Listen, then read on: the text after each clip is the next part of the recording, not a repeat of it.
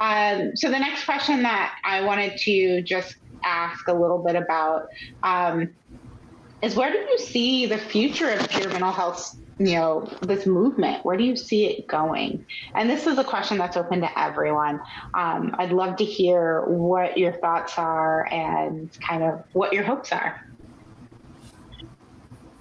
I'd love to start because I am so happy about SB 803 being passed. The governor signed that bill, and that's a peer certification bill. We had been working on that for many years, and it was vetoed and not signed, about 3 times. And then this last year it was signed, and it was just amazing. What that means is that throughout the state of California, we will have peers that where their skills look more alike. We'll have a set of standards.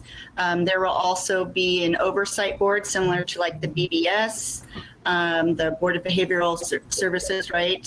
So that if there's any complaints or grievances, there would be a process for that we would abide and sign and follow our own code of ethics that have been approved by the Department of Healthcare Services.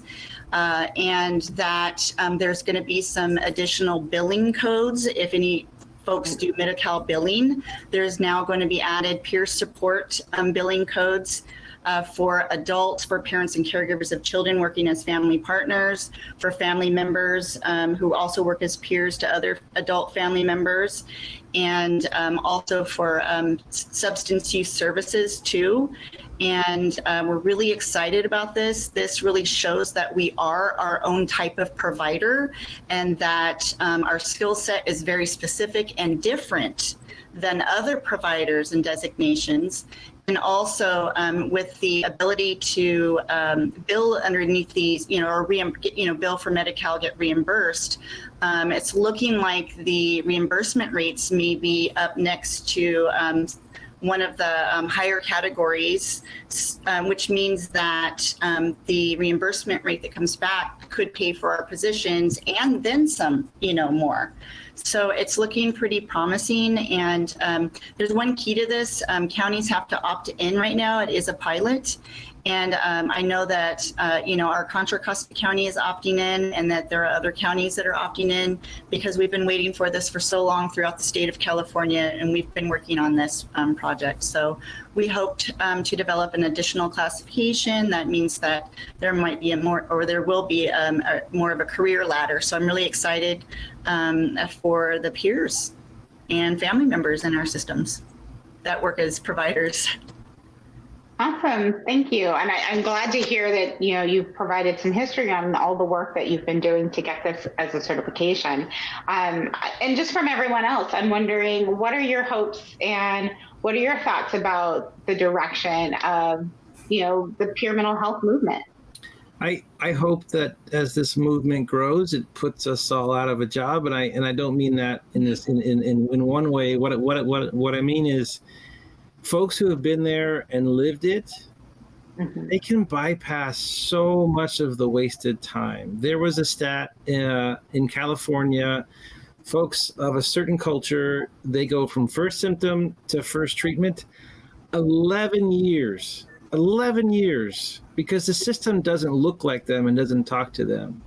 And it's not part of their culture. Well, imagine if you had peer specialists from that culture who could navigate. And even if you are from whatever culture in this county, this system's hard. I mean, we've been taught to kind of go in one direction, and mental illness can kind of knock you off to the side. And you're saying, how do I go? Where do I go?